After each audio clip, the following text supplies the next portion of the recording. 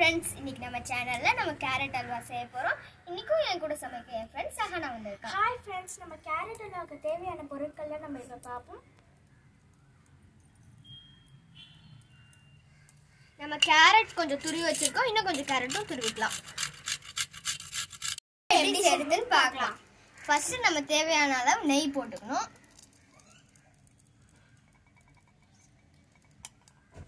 நம்ம இதுல வந்து கேஷ்யூவும் கிரேப்ஸும் போட்டு வறுத்தெடுத்துக்கலாம்.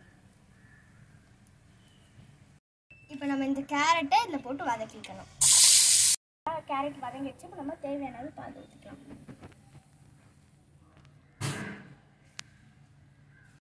இப்போ நம்ம கேரட் நல்லா பாலோடு சேர்ந்துருச்சு. இப்போ நம்ம வாசனைக்காக ஏலக்காய் பொடி போட்டுக்கலாம்.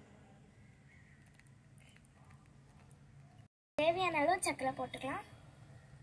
இப்போ இதை நம்ம வந்து வதக்கி விட்டுக்கலாம்.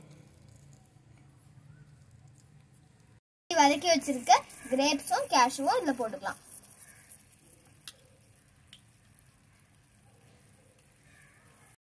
சூப்பரா இருக்கு. இப்போ நம்ம கேரட் அல்வா ரெடி ஆயிடுச்சு. வாங்க சர்வ் பண்ணலாம். இப்போ நம்ம கேரட் அல்வா ரெடி ஆயிடுச்சு. நாங்க பிளேட்ல சர்வ் பண்ணிட்டோம். இப்போ நாங்க சாப்பிட்டு பார்த்து எப்படி இருக்குன்னு சொல்றோம். உங்களுக்கு எங்க வீடியோ பிடிச்சிருந்துச்சுன்னா லைக் பண்ணுங்க, ஷேர் பண்ணுங்க, சப்ஸ்கிரைப் பண்ணுங்க. Bye friends. Thank you. செம்மையா வந்துச்சு. சூப்பரா வந்துச்சு கேரட் அல்வா.